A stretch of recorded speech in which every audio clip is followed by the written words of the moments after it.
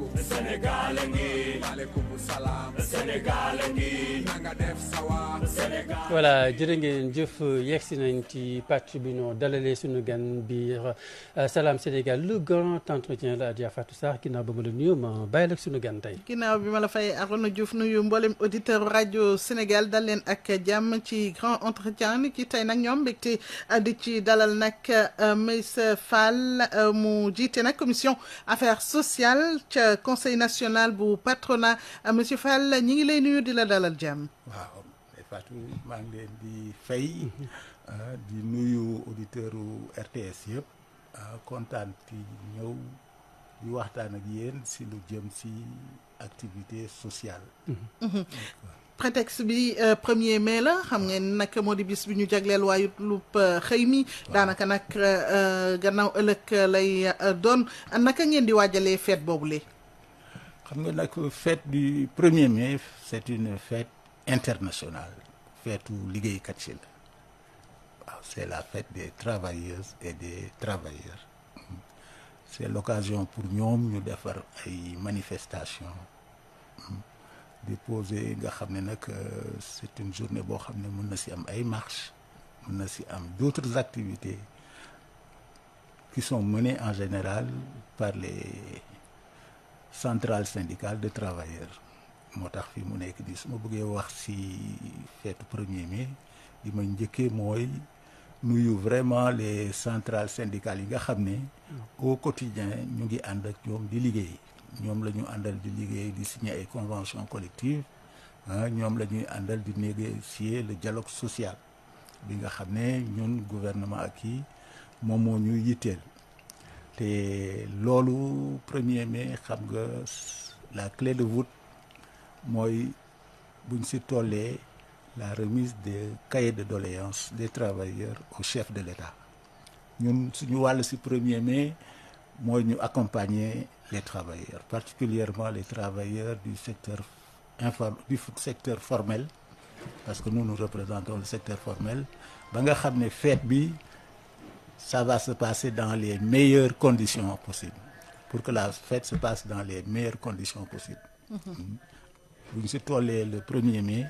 ñun du ñu def lu dul accompagner leen nekk seen wet bu ñuy déposer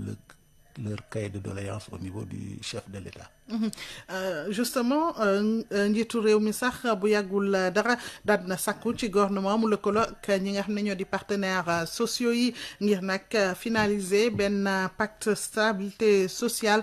d'abord naka nga apprécier li nga xam ne nag moo di main tendue bu njiitu réew mi. waaw xam nga njiitu réew mi du ñu def lu dul rafetlu décision boobu mu jël ne l'ensemble du gouvernement jokkoo leen ak partenaires sociaux yi mënuñu lu dul di ko rafetlu. di fàttali ne nag daanaka ñun ak gouvernement bi ak ñun partenaires sociaux yi donc patronat syndicat de travailleurs yi gouvernement dañu nekk daanaka dans une sorte de relation institutionnelle boo xam ne du ñu jóg si di jokkoo relation institutionnelle mu ngi feeñ si du ñu jóg si jokkoo dans un cadre comme le Haut Conseil du dialogue social du ñu jóg di jokkoo avec les autorités pour tout ce qui touche le travail avec le ministère de tutelle donc le ministère du travail et de l'emploi donc foofu moom mënuñu lu dul di ko rafetlu parce que day won ne rek lépp lu jëm ci xëy lépp lu jëm ci liggéey yitteel na suñu autorités yi pour que ñu wooñu pour ñu mën a signer un pacte dans ce sens. réew Sénégal nag ñu di ko lim ci lu bari ci wàllug nag attractivité ci noonu est-ce que yaakaaroon ni jot na ñu daal di nag booloo ci li nga xam ne mooy suqali réew mi c'est-à-dire que ni opportunité la ngir ñu retrouver autour de l'essentiel. xam nga da nga ne retrouver wu mais je dirais man dinaa wax ne. musuñu réeroo quoi dañuy nekk dans un cadre boo xam ne. kenn mënut a dem bàyyi sa morom. état bi du dem bàyyi ses travailleurs du dem bàyyi ses employeurs liggéey bi ñett la ñun ñett ñëpp ñoo ànd di ko def di ko mën a rafetlu di si retrouver wu mën naa ne boo koy utiliser day tombeek ñu nekk ci jamono alternance politique alternance boo xam ne donc de nouvelles autorités sont arrivées avec de nouveaux objectifs un nouveau référentiel boobu je dois dire que ne ñu ngi ciy jokkoo ak ñun ñu ngi ciy waxtaan ak ñun pour que ñu xool ensemble parce que état bi xam na ne secteur privé am na loo xam ne mooy wàllam dans le cadre d'un développement bu dee cadre bi état la incombé les acteurs yi yëngatu ci biir ñun ak travailleurs ñoo ko moom donc état bi du def lu dul aménager ñu le cadre de collaboration le cadre de travail pour que ñu mën a continuer di yëngu ci biir mais loolu nag nañ ko jàppee ne c'est dans le cadre d'une certaine continuité lan mooy bees mooy peut-être le nouveau référentiel que les autorités ont à voir avec nous le plan de transformation Sénégal 2050 l'agenda de transformation Sénégal 2025 c'est un agenda politique que nous devons transformer en acte économique voilà donc ñun suñu diggante foofu la toll réew bokk na ci li koy suqali bu baax a baax nag secteur privé bu am doole bu ñu la déggee ci sa biir yi wax yaa ngi wax ni musoo réeroo wala musu leen réeroo ak nguur waaye est-ce que ñi nga xam ne ñoo di ñu bees ci pouvoir bi patronat ak ñoom ñi ngi daal di am de bons rapports. xam nga su ma nee du ñu réeroo su ma ko jàppee ni tey par exemple ñun entreprise yëpp. xam nañ ne fi mu nekk nii weeru fay l'impôt la ñu nekk weeru déposer ay suñuy bilan weeru dernier délai mooy si weer yooyu la ñu toll nga xam ne lépp lu ñu war si ay fiscalité ñu war koo régler donc suñu digganteeg nguur gi nos relations fiscales ñu ngi dox mu neex ak mu naqari mu ngi dox nos relations douanières ñu ngi dox bu ñu waree fay douane ñu ngi koy fay les rapports avec les autorités aussi de manière générale avec l'administration nous travaillons avec l'administration moo ñu rek ñu delloo ñu ci l'alternance bi ñu am ak waxtaan bi ñu war a am avec nos nouvelles autorités pour ñu approprier wu ñoom li ñu bëgg a def ci Sénégal parce que Sénégal ñun ñëpp ñoo ko bokk. bu ñu ñëwee avec un nouveau référentiel faut que ñu mën a toog ak ñoom waxtaan ak ñoom et sur ce plan-là mënu ma ne au vu par exemple de la conférence sociale bi ñu am fan yi passé mënu ma ne réeroo am na suñu biir parce que quand même nous avons réussi cette conférence sociale-là c'est l'occasion pour moi vraiment jox jaaraama le maître d'œuvre monsieur le ministre du Travail et de l'Emploi Abass Fall vraiment de main de maître il a def na li si war parce que def na li si war ba nga xam ne tey ñi ko war na fekkee nañ ko ñi ko war na jiite aussi ñëw nañu jiite ko parce que à l'ouverture monsieur le président de la République nous a fait l'honneur ñëw ubbi travaux yi ne ñu vraiment may naa leen nopp ma porte vous est ouverte te la cérémonie de clôture aussi monsieur le premier ministre Ousmane Sonko ñëw na à la cérémonie de clôture te bañ fa jógee aussi toog na avec les partenaires sociaux dans le cadre d'une réunion franche ouverte très cordiale pour que ku nekk boobu mën si waxtaan foofu c'est l'occasion pour moi de dire que la mu waxtaan ak ñun travailleurs employeurs ak la mu waxtaan ak les travailleurs qui étaient animés par le doyen Mody Guiro que je salue au passage loolu dal na xel vraiment quoi donc moo tax alors monsieur Meissa Fall yaa ngi koy tudd sànq ministre travail yaa ngi rafetlu liggéeyam démb nag am na benn këyit bu ñu fësal muy dogal boo xam te dafay réévaluer liggéey ñi nga xam te ñoom la ñuy wax ci kër yi les travailleurs domestiques et des gens de maison boo seetee ci première catégorie par exemple atum 2009 42 714 la woon 2025 ñu yóbbu ko 64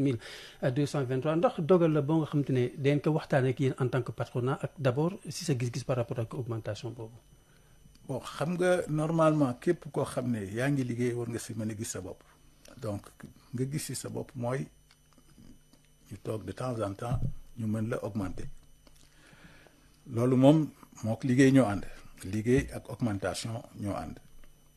li ma mën a wax ci mesure yooyu mooy ñun ñoo ko jotandoo démb mais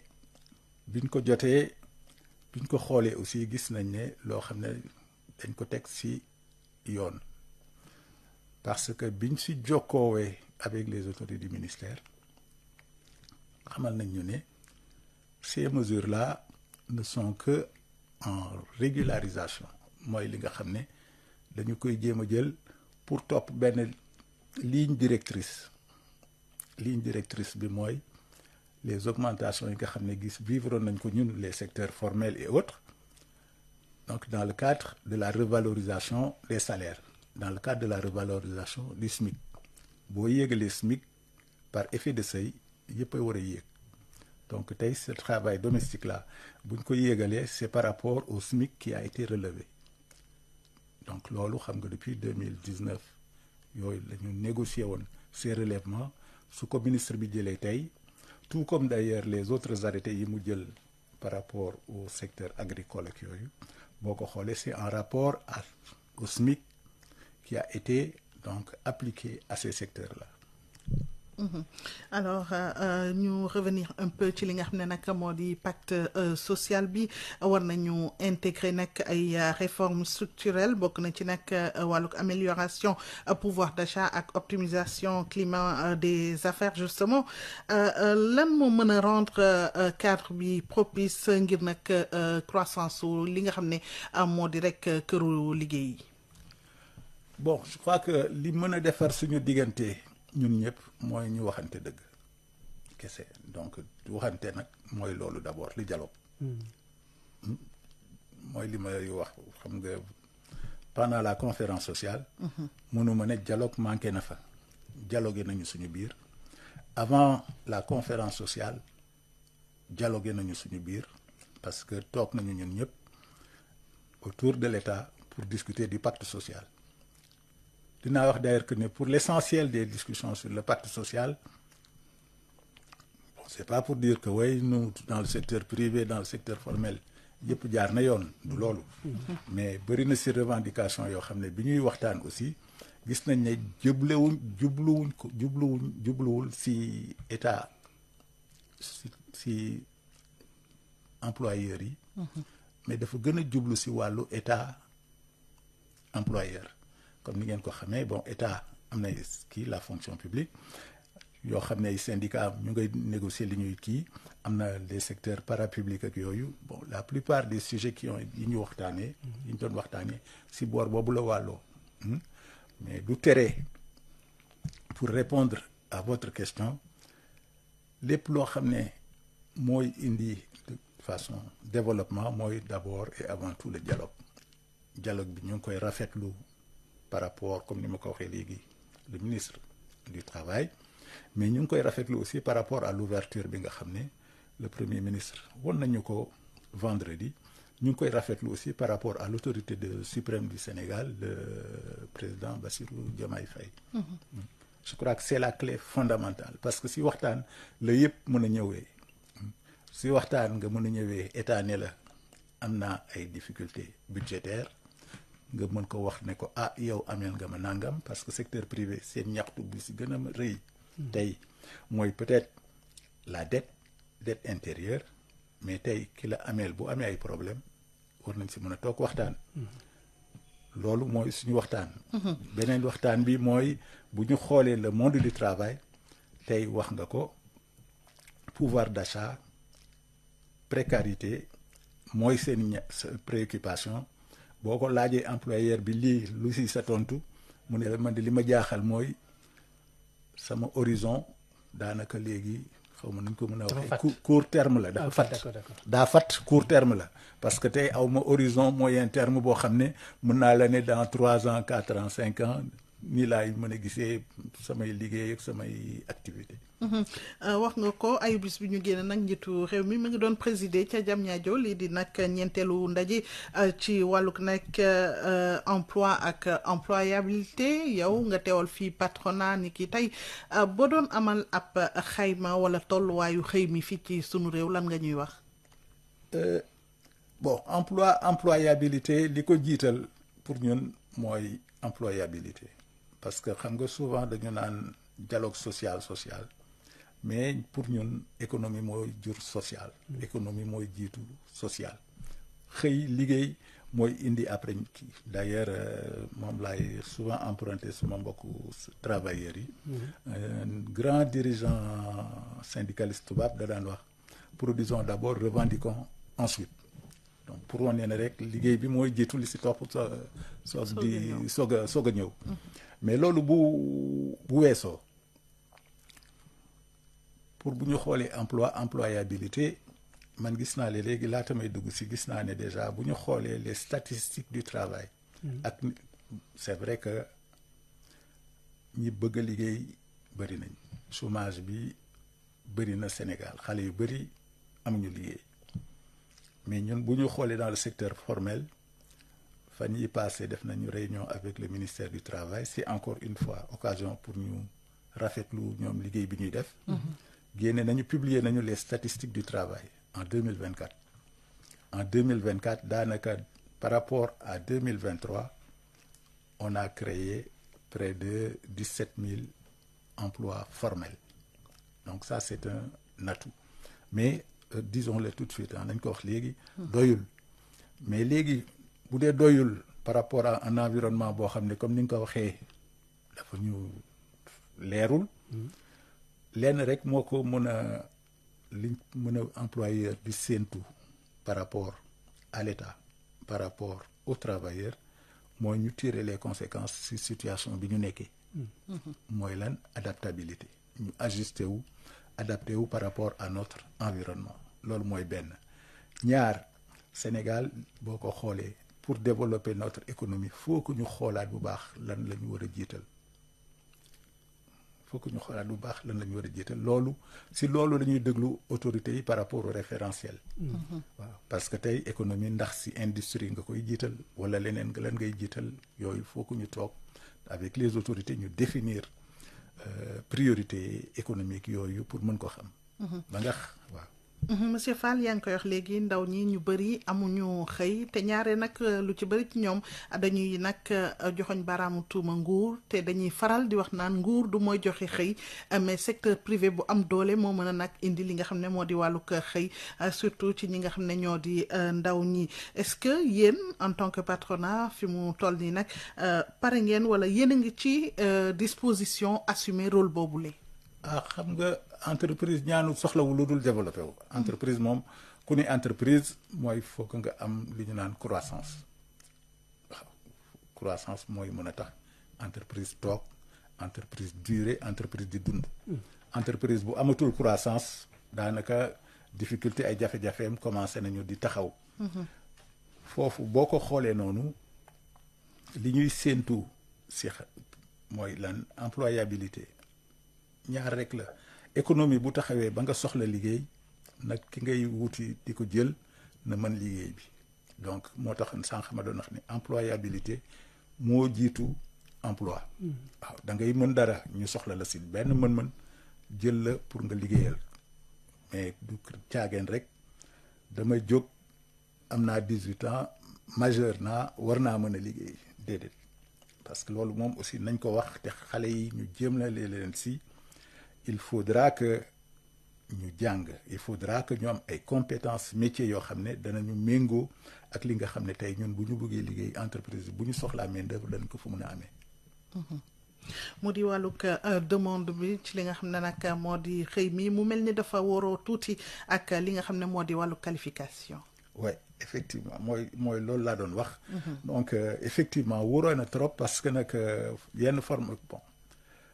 tey am nañu pétrole. Il faut des compétences particulières pour liggéey dans le secteur du pétrole. bu njëkk ba amoon nañu fi des unités industrielles yoo xam ne pour nga nekk si il fallait vraiment des compétences particulières des compétences intermédiaires yoo xam ne ñooy mën a tax activité économique mën a dox. foofu dañuy soxla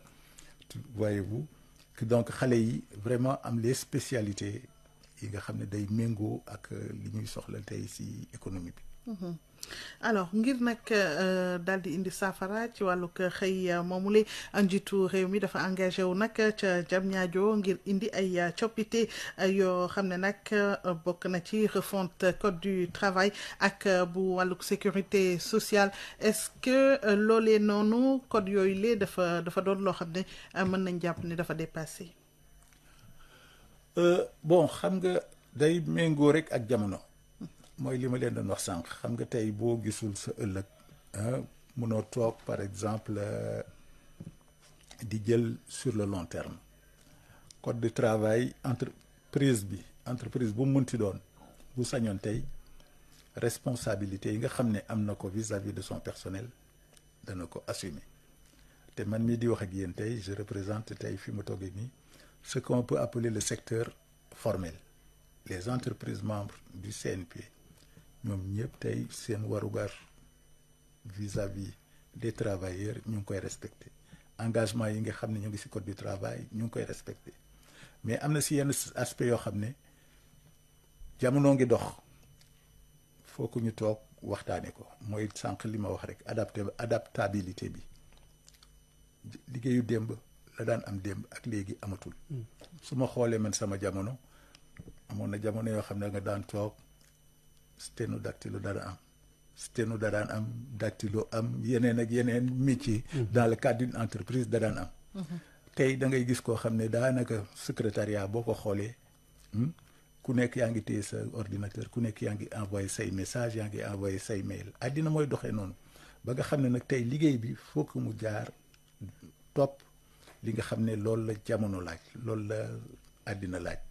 mais bu dul loolu je crois que ñun xam nañu ne amul entreprise sans personnel la valeur la plus importante bi gën a am solo mooy travailleurs yi donc tey mënuñu dem sans les travailleurs donc tey loolu dañ koy boole moo tax ma ne adaptabilité nag travailleur bi mën si gis boppam mais aussi entreprise bi mën si gis boppam alors travailleurs yooyu monsieur Meissa Fall gis nañ ko ak arrivé régime bu bees bi ñu bëri ñàkk nañ seen xëy ci misaal secteur BTP bi ñu ngi yuuxoo wala loolu lan moo ci seen ko appréciation justement par rapport ndaw yu bëri ñàkk seen xëy. waaw xam nga je crois que autorités yi ñoo décidé woon à ce moment-là par rapport au BTP d'arrêter les chantiers d'arrêter les travaux pour am yu ñuy séentu yu ñuy seetu ça c'est le droit le plus absolu conséquence yi si dëkk arrêter activité mooy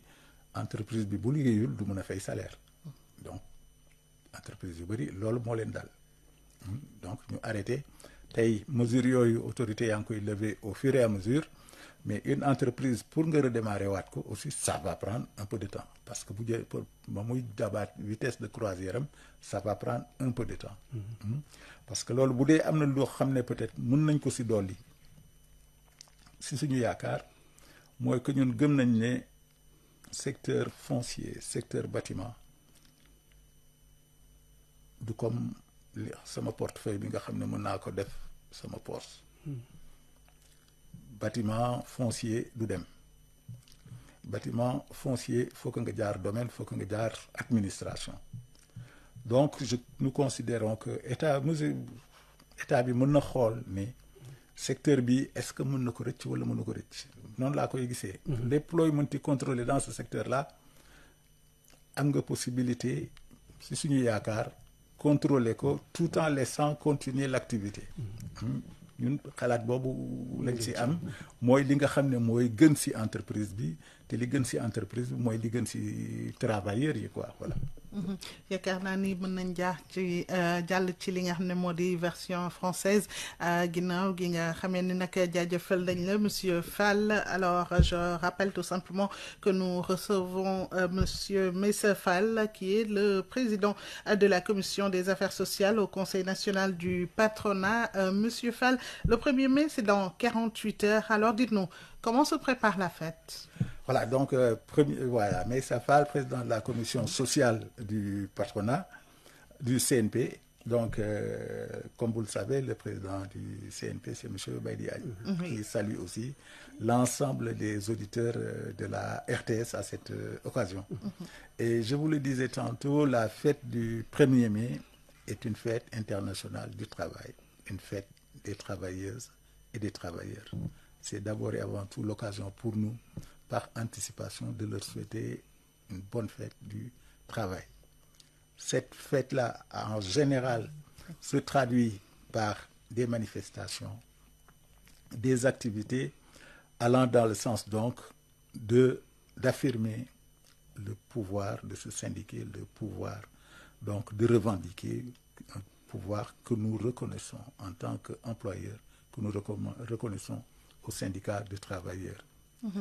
Alors, à l'approche de la fête du travail, le chef de l'État a récemment lancé un appel au gouvernement et bien sûr à ses partenaires sociaux à finaliser un nouveau code de stabilité sociale. D'abord, comment appréciez-vous cette main tendue du chef de l'État? Oui, bon, en fait, cette main tendue-là, je l'inscris dans une dynamique institutionnelle. Parce que il ne faut pas croire que à un moment ou à un autre, il n'y avait pas de relation jusqu'à ce que le président nous tende la main. Nous sommes vraiment dans une relation dynamique, dans une relation constante avec les autorités. Cette main tendue-là, nous la prenons comme l'intérêt que le président de la République, M. Bassirou Diomaye Faye, porte à l'entreprise et aux travailleurs. Donc, ça va dans le sens donc de nous amener avec les nouvelles autorités, d'asseoir les conditions minimales d'une collaboration axée sur la confiance, l'écoute mutuelle et justement prendre en compte, deuxièmement, les préoccupations des uns et des autres. Alors, la semaine dernière, le chef de l'État a présidé à Diamniadio la 4e conférence sociale consacrée à l'emploi et à l'employabilité. En tant que patronat, pouvez-vous nous faire un peu le point sur l'emploi au Sénégal? Oui, l'emploi au Sénégal, je disais tantôt que donc, on a vu récemment, et c'était d'ailleurs pour nous une agréable surprise, de voir que de 2023 à 2024, nous avons enregistré près de 17 000 emplois formels. Donc, malgré le sentiment que nous avons, l'emploi formel a progressé d'une année à l'autre. Mais cela ne suffit pas. Et il faut bien qu'on le dise, cela ne suffit pas. Comment y remédier? Il faudrait que l'économie prenne le pas sur le social. Il faudrait que les préoccupations des entreprises qui sont de nature à créer des emplois soient bien prises en compte de part et d'autre. Je crois que c'est ça le sens donc, du message qui nous a été envoyé par les autorités et vers lequel donc, nous sommes en train de signer un pacte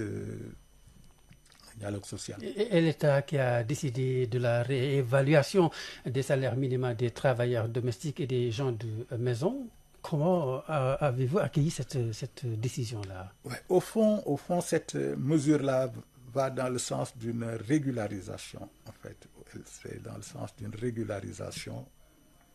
des dispositions antérieures. Parce que pour ce qui touche les personnels domestiques, l'État s'est évertué à leur appliquer les dispositions relatives à l'augmentation du salaire minimum, du SMIC. Donc c'est un peu donc par rapport à cette évolution-là. Vous savez, donc, ces dernières années, dans le privé, on a enregistré 2 augmentations de salaire, en plus de l'augmentation du SMIC. Et donc c'est dans cette perspective-là, c'est dans ce sillage que l'État a cru bon donc, de régulariser les personnels domestiques. Et ça, tout à fait normal que dans le cadre donc, de l'évolution d'une profession, qu'on en arrive à augmenter les salaires. Nous ne nous en offusquons pas, au contraire. Alors, le temps qui nous était imparti est fini. Merci beaucoup, Monsieur Fall, d'avoir répondu à l'invitation de Salam Sénégal sur Radio Sénégal. Merci beaucoup à vous, merci aux auditeurs de la RTS Et encore une fois, bonne fête du travail à l'ensemble des travailleuses et des travailleurs du Sénégal. Merci à vous également. Bonne Arona. fête également à vous. Merci beaucoup. merci beaucoup jërë ngeen jëf ci teewlu bi li ñu waxtaanee ak sunu gan gi nag dañuy may Ali Ndiaye Diouf mu ubbi leen bu mu jokkoo ji ngeen mën coo réagir Salam Sénégal di dellu si suba ak jàmm incha allah. nanga def sawa Sénégal ngi maa ngi fii c'est ça Sénégal ngi rajo Sénégal indi ay coppite